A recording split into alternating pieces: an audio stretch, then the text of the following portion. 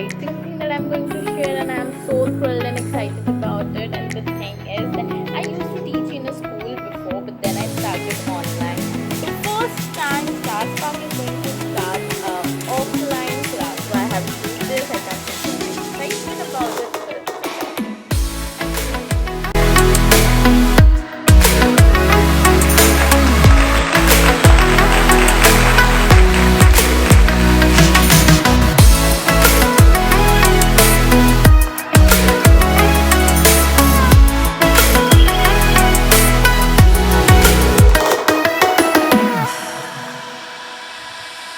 So